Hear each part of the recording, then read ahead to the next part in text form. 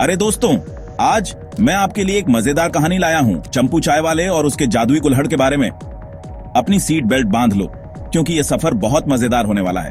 तो बनारस की गलियों में एक छोटी सी चाय की दुकान थी जिसका नाम था चंपू टी स्टॉल। उसका मालिक चंपू प्रसाद चाय बनाने का उस्ताद था।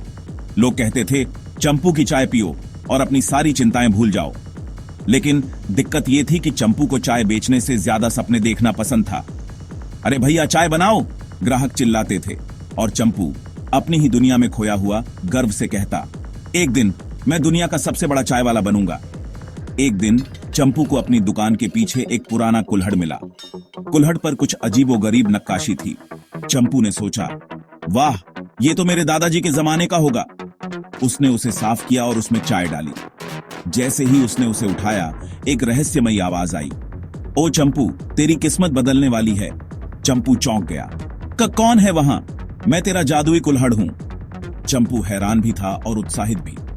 कुल्हड़ ने आगे कहा, अगर तू मुझे इस्तेमाल करेगा तो तेरी चाय इतनी स्वादिष्ट बनेगी कि लोग 7 समंदर पार से इसे पीने आएंगे।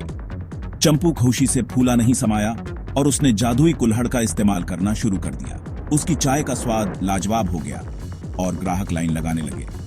अरे इधर एक चाय दे। नहीं, पहले मैं लूंगा। हटो, मैं वीआईपी कस्टमर हूं।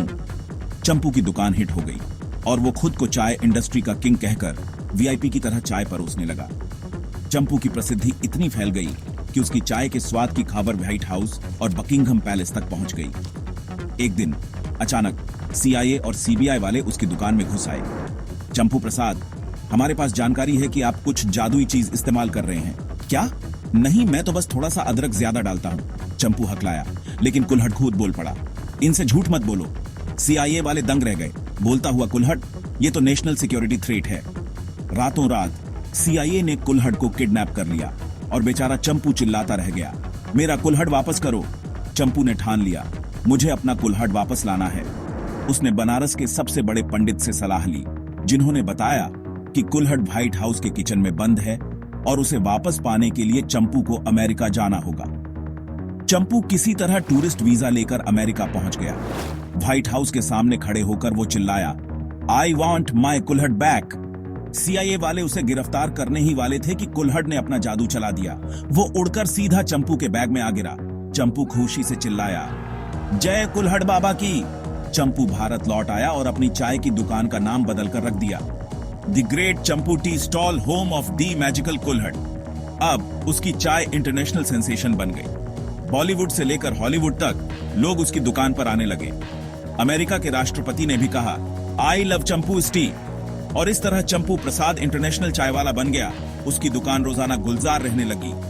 कहानी की सीख, अपने कुल्हड़ का हमेशा ख्याल रखना। और ज्यादा मजेदार कंटेंट और फैक्ट्स के लिए चैनल को लाइक, शेयर और सब्सक्राइब करें। मिलते हैं फिर।